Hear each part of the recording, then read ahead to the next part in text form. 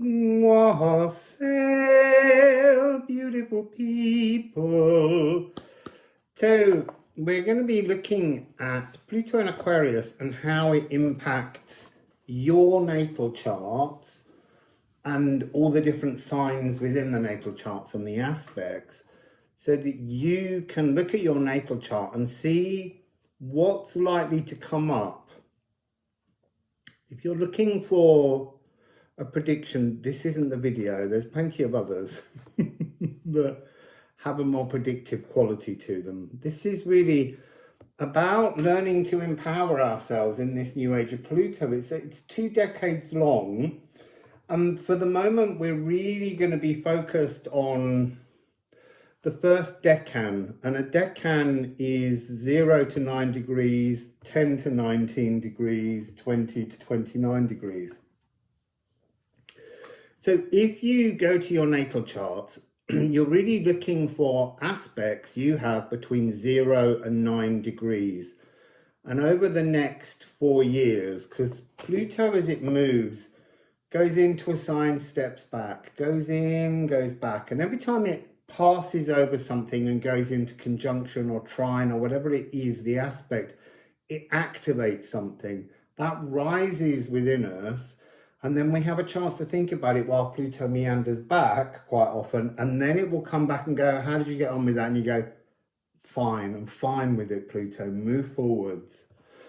So really it's about a fearlessness, but also being empowered to decide your own destiny, but with the help of Pluto going, you get a better destiny if you just deal with this aspect. So Pluto is the spine. Now, Pluto is the most distant planet. It's associated with re-death and birth. So it's a C sharp. In sound healing, your spine isn't in where your spine is as a bone. It's outside the back of your body. All other energies come in through the spine. It's a really important energy. It's the only sound healing note that runs up and down the entire body, so that it can take in all the other energies, pass them through the nervous system, B flat A sharp, and then deliver them to the parts of the body that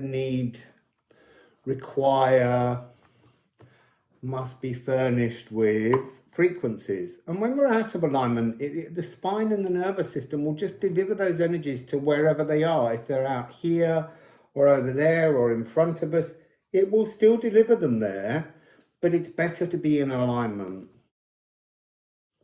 We're beginning obviously by looking at Pluto, because Pluto is affecting everything here. So it's the key energy. So Pluto is about identifying stark shadows, and it's kind of not really about identifying. Pluto will hold them up in front of your face until you notice them.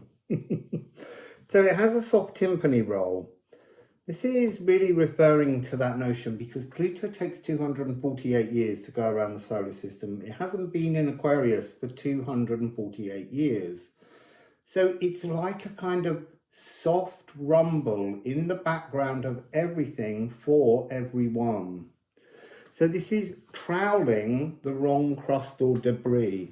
By that, it really means living our own way, but it's not Pluto's way. It's the wrong surface frequency.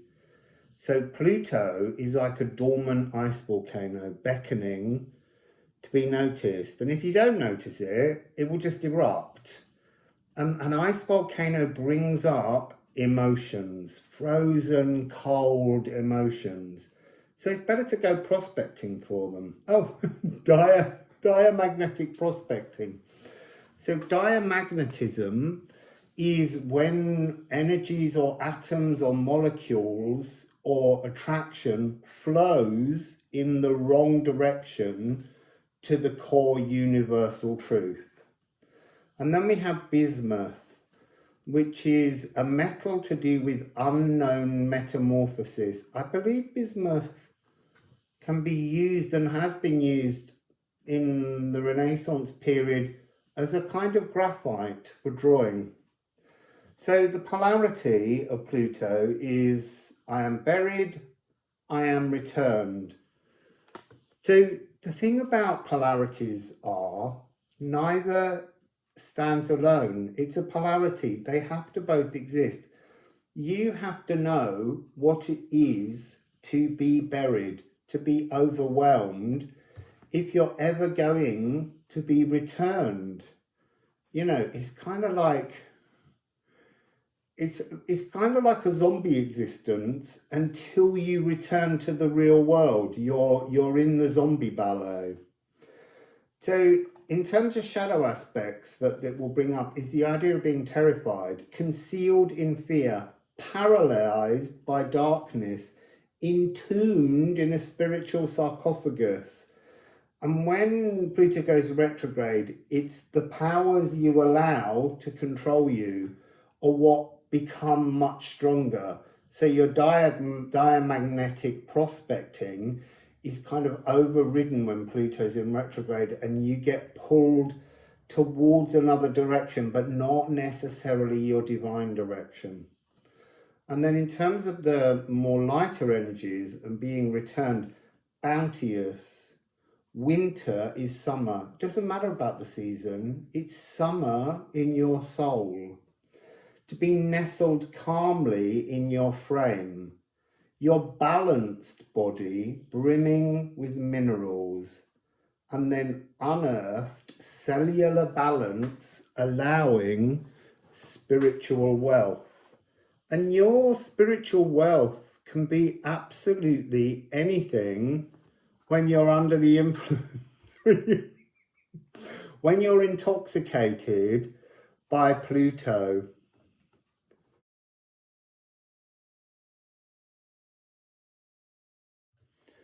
So, opposition, quantum entangled tensions. So, obviously, Aquarius and Leo are opposite. So, when we have a new moon in Aquarius, the sun and the moon are both in Aquarius. When we have a full moon in Leo, the sun would be in Aquarius, the moon would be in Leo. If we had a full moon in Aquarius, the sun would be in Leo and the moon in Aquarius. Just to get this sense, it's 180 degrees. It's exactly opposite. So recently we've been dealing with Mars, who was on that energy of just about to go into Leo, and is there now, being opposite Pluto. So this is a really interesting energy for me. I don't have anything in Leo, but Leo is still a house, so I can look at the energy of that house and work out what is quantumly entangled that's looking for a resolution. So I love this one because it's songs and cover versions. It's the same tune, it's just a different setting. And that's really how to think about an opposition. It's the opportunity to see something differently. And it says different tempos. So just a different kind of cacophony to a quincunx. It's just a different tempo. It's the same thing, but it's aligned itself into a new tempo. So we have here this notion of slow resolutions. There's nothing hurried about this. It's 180 degrees apart. And the thing about Leo is it's warm-hearted incubation. It's something waiting to crack open with a full brass section. And that doesn't have to mean something blasting out like a fanfare. It could be a brass section just opening with really soft, shimmering, muted sounds, chords that lean into each other and grow and transform. So it's how we think about it. The notion of it being brass is that it has the potential to shine. So this is really polarity traps. So polarities. So I'm going to read you the polarity here. I am contrasting. I am oneness. So even though you are completely contrasting, you're opposite each other, you can be at one with that opposition. You can accept that you are quantumly entangled to even the things the furthest away from your zero destination. No, what's the word? Towards zero. Zero is the application of you in your now moment, and yet something 180 degrees away from you can also be entangled quantumly to that space. It's a bit like the 3 and the 6 that vibrates in the Tesla code.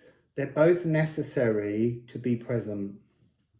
So we have distant feelings. That can feel so far away. I don't understand that. It's too difficult. No, I can't get there. What if you just went, you know what? I understand that. I don't have to be near it. I can astrally project and understand difference. It's an amazing energy.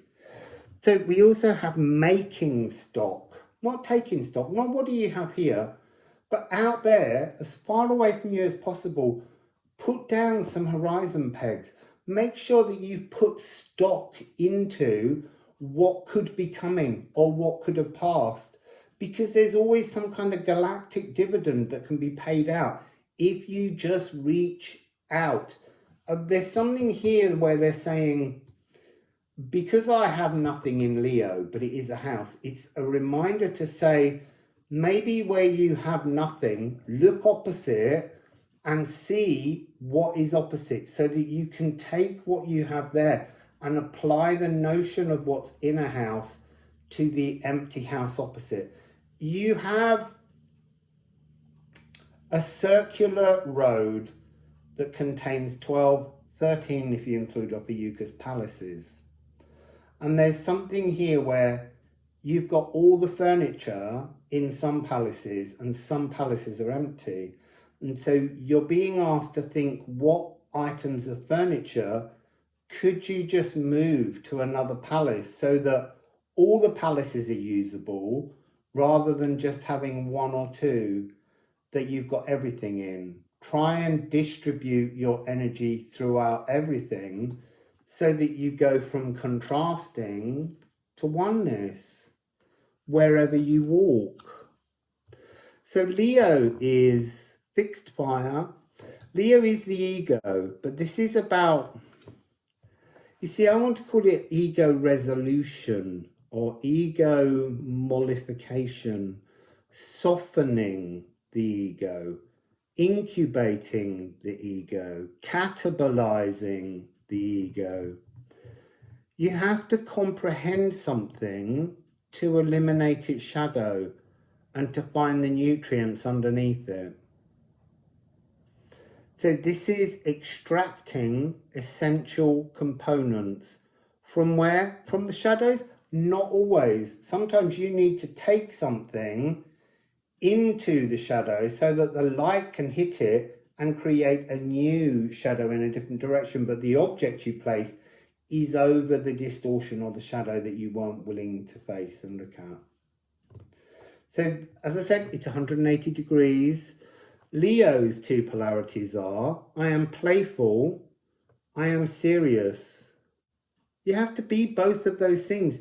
You have to be serious. You have to go into these empty palaces and seriously look them over and work out how you can make them more playful. The palace isn't changing, but the things that you do and place in the palace change. So you make it a more playful environment, it's still the same environment. It still has a sobriety to it. So I'll let you look at the backs. I didn't say digestion is the alchemical process here. Slow percolation.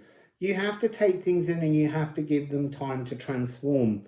That's that idea of the distant feelings taking time to incubate. So you have a look at the shadows. I'm going to sing to you the notes. It's really interesting because there's only two notes here. So we have the sun, which is the ruler of Leo.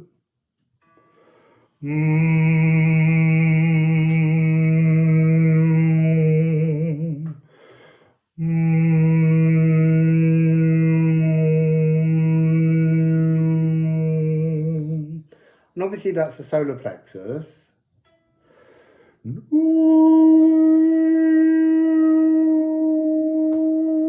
As I'm singing that, they're saying to me, try and think about this opposition as being between the two E's. E of the physical, E of the galactic. Join those two up and that thread will come down into your solar plexus from your galactic solar plexus. So you have the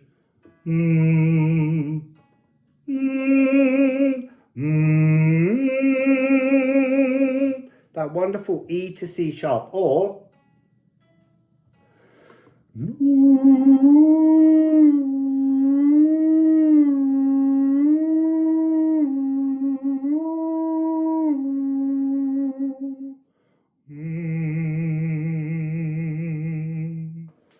so that's a little melody for opposition. So there you have a brief roundup of how Pluto will affect and aspect different areas. If you have your placements in the second or the third decan, during the next 2 decades, they will become active, but you have plenty of time to look at them. For now, go to your charts and look for what you have between 0 and 9 degrees, and they're going to be the things that Pluto is going to activate for you to transform. And if you don't do it, it will still activate them. Because that's what Pluto's like. Pluto's like, no, come on. No, come out and play. And you're like, no, I'm really tired. No, you're coming out to play. No, but I'm really tired. And then all of a sudden you find that you're outside. Pluto has just dragged you outside, thrown you in a mud pit, and is peeing his pants with laughter. And you're not a happy bunny. So maybe get ready to go out and play with Pluto would be the best bet. Be Pluto. Go and enjoy life, and it will transform around you. Anyway, that's today's video. Wassail.